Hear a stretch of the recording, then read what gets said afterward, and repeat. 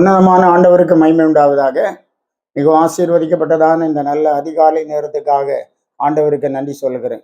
காலைதோறும் என்னை தேடுகிறவர்கள் கண்டடைவார்கள் என்று சொன்ன ஆண்டவர் இன்றைக்கு உண்மை உள்ளவராய் இருந்து அதிகாலையில் ஆண்டவரை தேடுகிற பிள்ளைகளை நிறைவான நன்மைகளாலும் ஆசீர்வாதங்களாலும் அலங்கரிக்கிற ஆண்டவராக இருக்கிறார். இந்த காலை நேரத்திலும் நம்முடைய சிந்தனைக்காக லூக்கா எழுதின சுவிசேஷம் 22வது அதிகாரம் 43-44 வசனங்கள். அப்பொழுது வானத்திலிருந்து ஒரு தூதன் தோன்றி அவரை பலப்படுத்தினான். அவர் மிகவும் வியாகுலப்பட்டு அதிக ஊக்கத்தோடு ஜெபம் பண்ணினார். அவருடைய வேர்வை இரத்தத்தின் பெருந்துளிகளாய் தரையிலே விழுந்தது. தன்னுடைய சிலுவை மரணத்துக்கு முன்பாக இயேசு கெத்செமனே தோட்டத்திலே போய் முகங்குப்புற விழுந்து கிடந்து ஜெபித்தார். பிதாவே, இந்த பாத்திரம் என்னை விட்டு நீங்க கூடுமானால் நீங்கும்படி செய்யும். ஆயினும் என்னுடைய சித்தத்தின்படி அல்ல, உம்முடைய சித்தத்தின்படி ஆக கடவுது என்று சொல்லி தேவனுடைய கரங்களில் தன்னை பரிபூர்ணமாய் சமர்ப்பித்து அவர் ஜெபித்தார் என்று பார்க்கிறோம். அப்பொழுது வானத்திலிருந்து ஒரு தூதன் தோன்றி இந்த இயேசுவை பலப்படுத்தினான் என்று பார்க்கிறோம்.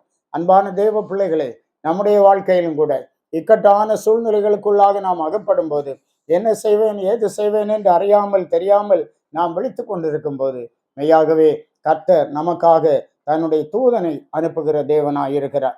கர்த்தருடைய தூதன் அவருக்கு பயந்தவர்களை சூழ பாளையம் இறங்கி அவர்களை விடுவிக்கிறார் என்று பார்க்கிறோம். இந்த காலை நேரத்திலும் நம்மை பாதுகாக்கும்படியாக, சத்துருக்களின் கையிலிருந்து நம்மை விடுவிக்கும்படியாக நம்முடைய தேவனாகிய கர்த்தருடைய தூதனை அனுப்புகிற தேவனாய் இருக்கிறார் என்று பார்க்கிறோம். மார்க் எழுதின சுவிசேஷம் 16வது அதிகாரம் 3வது வசனம் படிக்கும்போது, கர்த்தராகிய இயேசு சிலுவையில் அறையப்பட்டு மரித்தார், 3ஆம் நாள்ல உயிரோடு எழுந்திருப்பேன் என்று சொன்னார். அவ்விதமாக மகதலேனா மரியாளும் மற்ற மரியாளும் சலேமே என்பவளும் அதிகாலையில் கல்லறையினிடத்திலே வந்தார்கள். அங்கே ஒரு நிந்தையான காரியம் காணப்பட்டது. அந்த கல்லறை பாருங்க, கல்லறையின் வாசல்ல ஒரு பெரிய கல் வைக்கப்பட்டிருந்தது. இவர்களாலே அது புரட்ட முடியாது, இவர்களுக்கு நன்றாக தெரியும் என்று பார்க்கிறோம். மார்க்கு 16ஆம் அதிகாரம் 3வது வசனத்துல, கல்லறையின் வாசலில் இருக்கிற கல்லை நமக்காக எவன் புரட்டி தள்ளுவான் என்று ஒருவரோடொருவர் சொல்லிக் கொண்டார்கள். அன்பான தேவ பிள்ளைகளே, இன்றைக்கும் கூட நம்மால முடியாத சவால்களை, நம்மால முடியாத காரியங்களை நாம் சந்திக்க வேண்டியது இருக்கிறது. நம்மால ஜெயிக்க முடியாத பிரச்சனைகளை நாம் சந்திக்க வேண்டியது இருக்கிறது.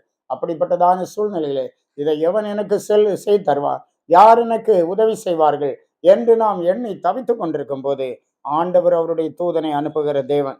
மத்தேயு 28ஆம் அதிகாரம் 2ஆம் வசனம் சொல்லுகிறது, அப்பொழுது பூமி மிகவும் அதிரும்படி கர்த்தருடைய தூதன் வானத்திலிருந்து இறங்கி வந்து வாசலில் இருந்த கல்லை புரட்டி தள்ளி அதன் மேல் உட்கார்ந்தான் என்று சொல்லப்பட்டிருக்கிறது. எவ்வளவு மகிமையான காரியம்! இன்றைக்கும் பக்தர்கள் பரிசுத்தவான்களுக்கு இக்கட்டான சூழ்நிலைகள் உண்டாகும் போது தேவன் அவருடைய தூதனை அனுப்பி அவர்களை பாதுகாக்கிற தேவனாய் இருக்கிறார். ஆகவே இந்த தேவன் என்றென்றைக்கும் உள்ள சதா காலங்கள் நம்முடைய தேவன். அன்றைக்கு கெத்செமனே தோட்டத்திலே நம்முடைய கர்த்தராகிய இயேசு கிறிஸ்துவை ஒரு தூதன் பலப்படுத்தி நான் பாருங்க, அது போன்ற அனுபவங்கள் நம்முடைய வாழ்க்கையில் உண்டாகும் போது நம்மை பலப்படுத்துவதற்கு ஆண்டவர் தம்முடைய தூதனை அனுப்புவார் என்கிறதுல சந்தேகம் இல்லை. ஆகவே கர்த்தரை விசுவாசிப்போம், இந்த தேவனுடைய வழியை பற்றி கொள்வோம், அவர் சித்தம் செய்து அவருக்காக வாழுவோம். அவர் எல்லாவற்றையும் பார்த்து கொள்ளுகிற தேவன். ஜெபிப்போம். நல்லவரும் நன்மை செய்கிறவருமாயிருக்கிற எங்கள் அன்பின் ஆண்டவரை நாங்கள் துதிக்கிறோம். இந்த மனுக்குல வாழ்க்கையிலே இக்கட்டான சூழ்நிலைகள் உண்டாகும் என்கிறத நாங்கள் அறிந்திருக்கிறோம், அனுபவித்திருக்கிறோம் ஆண்டவரே. ஆனால் அந்தந்த வேளைகளிலே ஆண்டவரே, உம்முடைய பரிசுத்தவான்கள் சோர்ந்து போகாதபடிக்கு சத்துருவை ஜெயிக்கும்படியாக ஆண்டவர் உம்முடைய தூதனை அனுப்பி உம்முடைய பிள்ளைகளை பலப்படுத்துகிற தேவனாய் இருக்கிறீரப்பா. அடியார் ஒவ்வொருவருடைய வாழ்க்கையிலும் எத்தனையோ முறை உம்முடைய தூதனை அனுப்பி எங்கள் ஆண்டவரை எங்களை பலப்படுத்தி இருக்கிறீர். இந்த நாளிலும் கூட உம்முடைய பிள்ளைகள் ஒவ்வொருவருக்கும் இந்த சிலாக்கியம் கிடைக்கும்படி கர்த்தர் தயவு செய். வீணாக பயந்து அலறி ஆண்டவரை ஓடிவிடாதபடிக்கு, வீணான முடிவுகளை எடுத்து விடாதபடிக்கு பரிசுத்த ஆவியானவர் உம்முடைய பிள்ளைகளை பாதுகாத்து ஜெயம் கொடுக்கும்படியா ஜெபிக்கிறோம். ஆசீர்வதியும். பலமுள்ளவனுக்காகிலும் பலனற்றவனுக்காகிலும் உதவி செய்கிறது ஆண்டவருக்கு லேசான காரியம். ஆண்டவரே, நீர் உம்முடைய கிரியை வெளிப்படுத்தும். ஆசீர்வதியும். இயேசு மூலம் கேட்கிறோம் பிதாவே. ஆமே ஆமே. God bless you.